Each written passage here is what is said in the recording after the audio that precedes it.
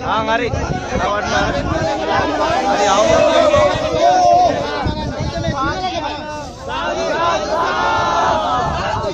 අපි දන්නවා පොලිසිය මෙහෙවන්නේ ඉන්නේ ගෑනුත් නොවන පිරිමිත් නොවන ඇමති කෙනෙක්. ඉන්නකේ සාදු කියන්නේ. අපි අගතිරක් තියෙන්නේ ඒ වගේම නාමයක්. එතකොට විදේශ කටයුතු ඇමතිත් කවුද? එතකොට මේ කොණ්ඩේට එකතු වෙලා යකෝ සිංහලයාගේ කොන්දනේ මේ කඩන්නේ. සිංහලයාගේ කොන්දනේ මේ කඩන්නේ. ඕන දෙමළෙකුට යන්න පුළුවන් පිටකොටුවේ ඉඳලා දැකුනේ ඕනම තැනකට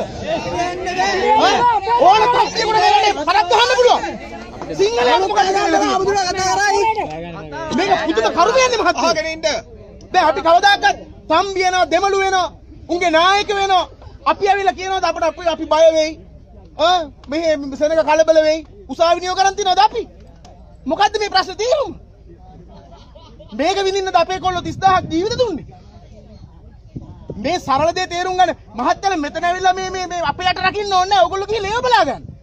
අපි මඩකලපුවට ගිහිල්ලා අපි අදාළ දේ කරගෙන අපි එන්නම්. මේ සරල දේ තේරෙන්නේ නැත්නම් මේ විදිහ අනවශ්‍ය ගැටුම් තමයි. අපරාධ. එකක් ගහන්න එන්න එපා. එකෙකුටවත් පොලිසියෙන් මතක තියාගන්න ගැහුවා.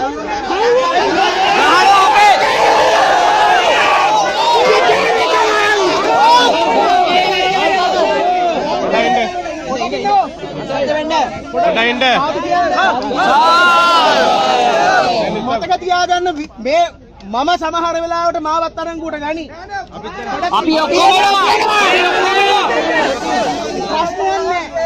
ප්‍රශ්නයක් නෑ.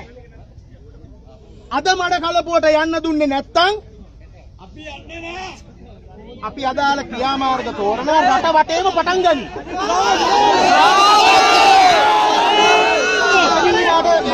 සාකච්ඡාවුත් නේ එක කොල්ලෙකුටවත් අත තියන්න කඳුළු ගෑස් ගහන්න බ්ලාස්ට් වෙන්නත් එපා එහෙම ගහනවා නම් යාපනයේ ඉඳලම ගහගෙන එන්න අර ප්‍රභාකරන් එල්ලගෙන ගියේ